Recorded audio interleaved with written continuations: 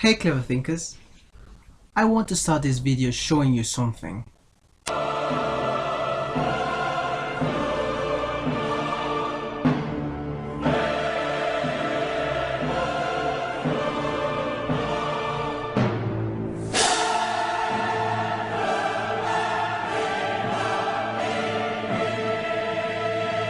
The WWE explicitly warns not to try any of the wrestling moves you watch on their events at home. Of course, that didn't stop my 10-year-old cousin from almost breaking my neck while pretending to be a wrestling superstar. This is just an example of what television can lead to. Of course, my cousin wasn't old enough to understand that professional wrestling is a fraud. Yes, it is. I also wanted to use this example as a spark to ignite the powder keg. Is television the leading cause of violence in today's society? You might wonder, what violence?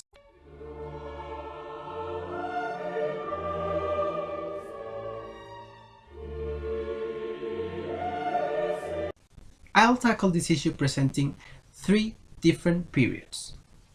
Number one, the period before television. Number two, the rise of television.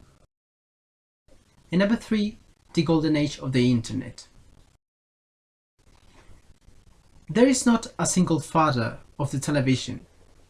It is a product of the hard work of lots of scientists and engineers. We could name Philo Farnsworth and Charles Francis Jenkins, whose contributions were significant for the development of this invention, but we would still be missing a lot of crucial collaborators. Television was first introduced in the mid-20th century. I'm not planning to bore you with its long history. Let's just remember when it started. You don't need to be a history professor to know that there was violence before television. The Mongol conquests, the Napoleonic Wars, the Inquisition, the Crusades, not to mention the horrific crimes and tortures that innocent people suffered.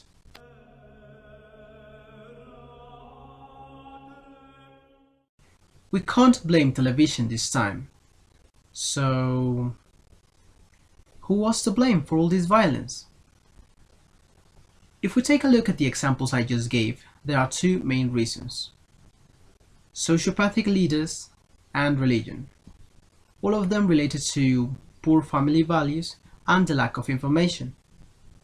Back then, education was meant for the wealthiest families, and people had to deal with poverty, terrible governments, diseases, wars, you name it.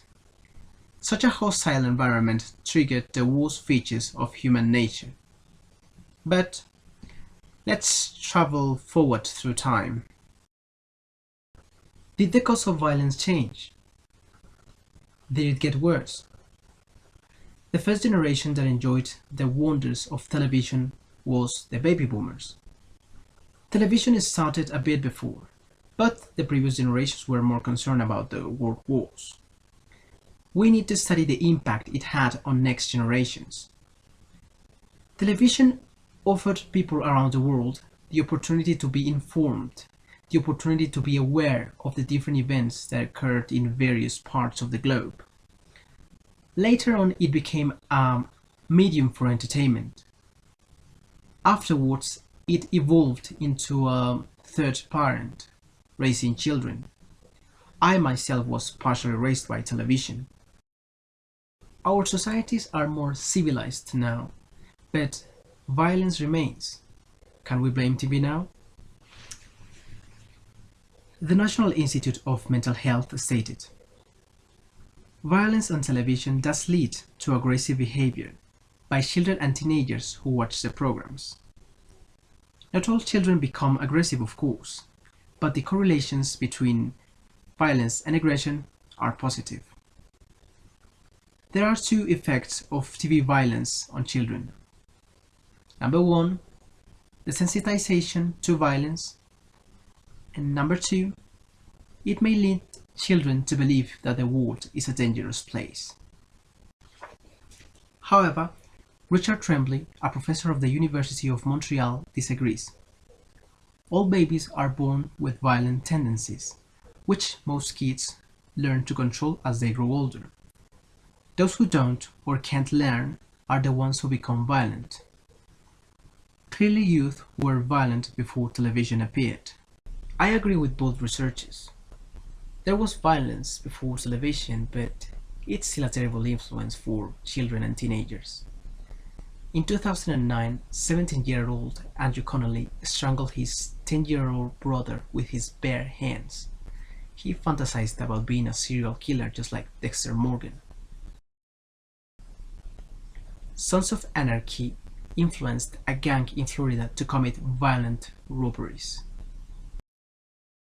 Although there are crimes influenced by television and it does desensitize children, I don't think it is the leading cause of violence in today's society. The leading cause is the neglected parents who let television raise their children. It is also intolerance towards others' opinions. Violence is part of the human nature, but we can be better than that. Societies should raise their younger members as caring and respectful people. Although it doesn't have to do with television, I wanted to include internet because it opened a new world for violence. On the internet, people share their most twisted thoughts and experiences. They feel safe behind their computers. There are a lot of cases I'm not going to talk about that include creative crimes committed and exposed due to the internet. Humans have a lot of creativity regarding violence, and of course technology can be used for it. Subscribe for more clever thoughts.